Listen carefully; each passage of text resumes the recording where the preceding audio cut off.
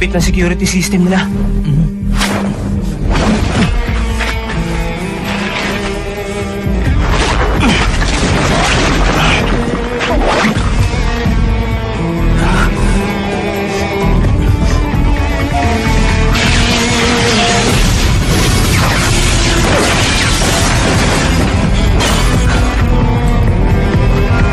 Ano yun?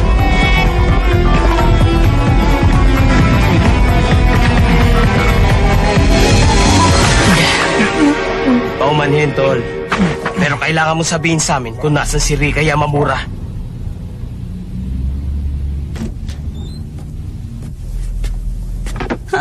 Sino yan? Huwag ka maingay. Huwag kang matakot sa amin. Ikaw si Rika Yamamura, di ba? Huwag kang mag-alala. Kami nga pala ang Get Backers. Nandito kami para iligtas ka. Dahil humingi kasi ng tulong sa amin ng iyong ama. Ha? Humingi siya ng tulong? Pero, napakahirap. Hindi mangyayari yun. Imposible. Hindi magiging madali para sa atin ang pagtakas dito. Dahil napakahigpit ng security nila. Mahigpit ka mo? Alam niyo kasi, ito ang bahay ng Big Brothers. Napakahigpit na security system nila dito. At napakarami pang mga gwardya. Pero ito, tignan mo. Nakapasok na kami. At hindi man lang kami pinagpawisan. Huh? Ano, Rika? Gusto mo bang makita ang iyong ama? Pero, Magtiwala ka sa amin dalawa, Rika. Dadalhin ka namin sa kanya para makita na kayo. Ano? Tayo na. oo, sige. Hintayin niyo ako dito. Mag-aayos lang ako sandali. Bilisan mo lang, ha?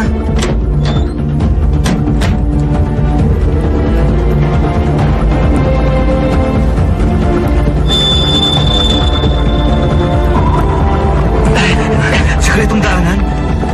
Oo, alam ko ang mga sikretong daanan dito. Pwede natin gamitin yun. Mas ligtas tayo kung doon tayo dadaan. Mabuti kung ganun. Sige, doon tayo. Bilisan natin. Nandito na tayo. Mukha nga itong isang sikretong daanan. Ang galing. At niwala mo lang kahirap-hirap. Hindi ba, Ban? Tayo na. Ano pang hinihintay niyo dyan? Lumabas na tayo dito. Huh?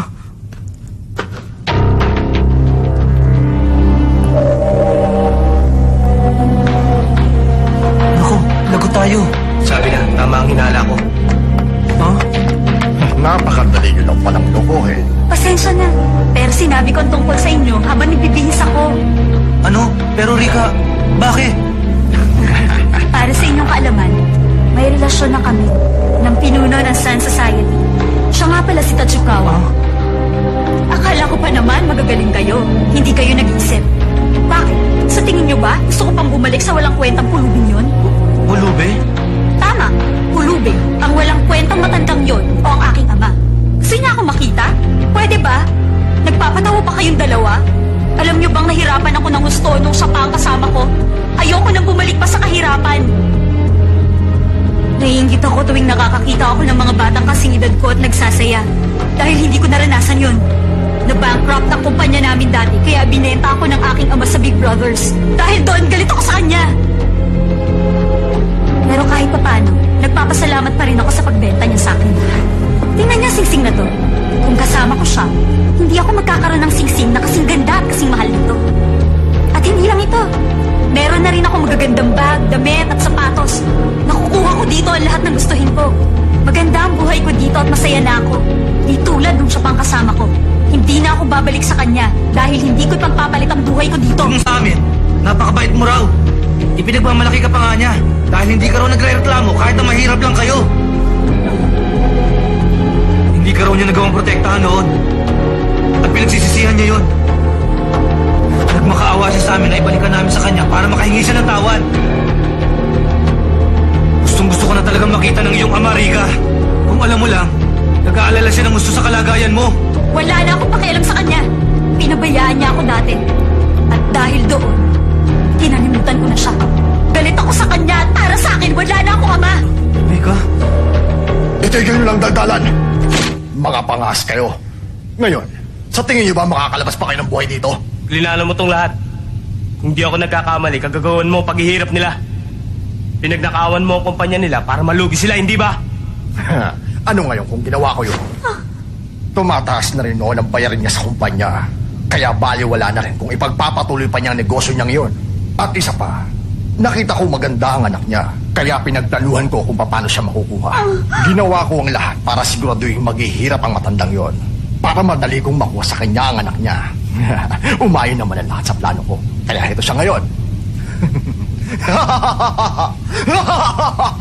Ano? Yung pala nangyari. Hindi maaari.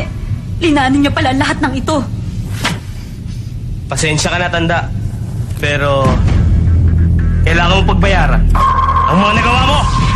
Ano ba bang hinihintay niyo dyan? Tapusin niyo na sila!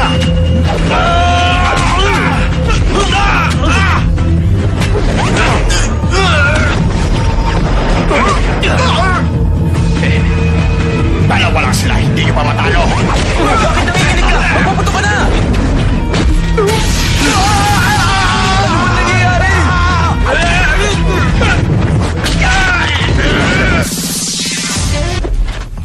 Akala niyo ba matatalo niyo ako? Hindi ako basta-basta nagpapatalo sa katulad niyo. Ha? Anong nangyayari?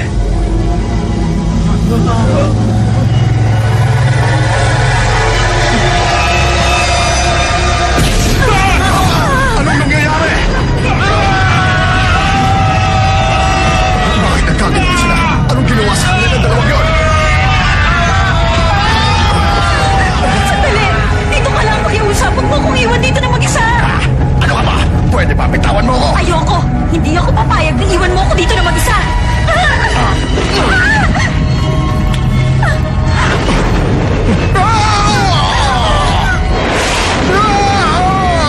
Saklolo, tulungan niyo ako! Gusto ko pang mabuhay! Papa, tulungan niyo ako! Saklolo! Tapos na ang isang minuto.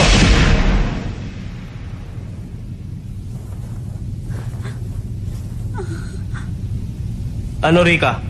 Kumusta? Nagustuhan mo ba ang panaginip mo? Isa lang ba yung panaginip? Sa totoo lang, ilusyon lang ang mga nakita nyo. Noong mapatingin kayo sa mga mata ko, nagsimula na kayo makakita ng mga hallucinations sa loob lamang ng isang minuto. Ginamit ko sa inyo ang devil eye. Para bang totoo? Ano ka mo? Ang ibig sabihin, ilusyon lang ang lahat? Alam namin hindi ka masaya dito. Tama ba, Rika? Alam namin pinipilit mo lang na magpakatatag.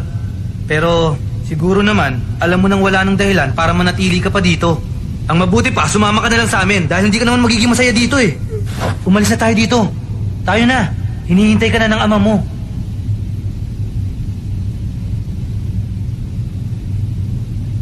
Tayo na, Gingy. Umalis na tayo.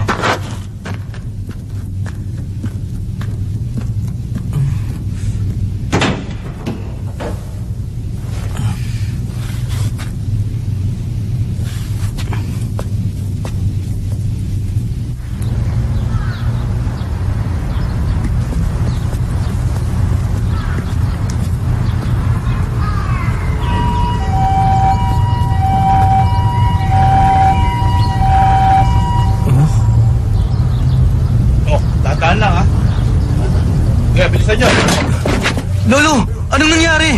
Ano nangyari sa kanya? Magiging maayos ba siya? Oo, magiging maayos din siya. Kaya lang masyado nang mahina ang katawan niya, kaya kailangan na namin siyang dalhin sa ospital. Lolo! Naririnig niyo po ba ako? Lolo! Dumilat po kayo! Lolo! Tignan mo, Ban! Gising na si Lolo! Lolo, pasensya ka na. Kasi po, hindi namin maibalik si Rika. Rika? Ha? Kahit nandito ako, hindi ibig sabihin na pinatawad na kita.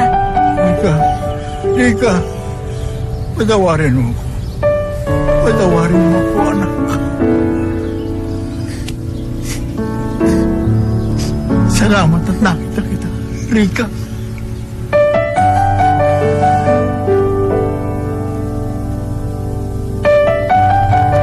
Napakaganda dito. Isa itong resort na malapit sa langit. Mabuti naman, nakita na uli ni Lola si Rika. Kaya pumunta na kayo. Natutuwa ka rin ba? Nakikinig ka ba? Bakit ba?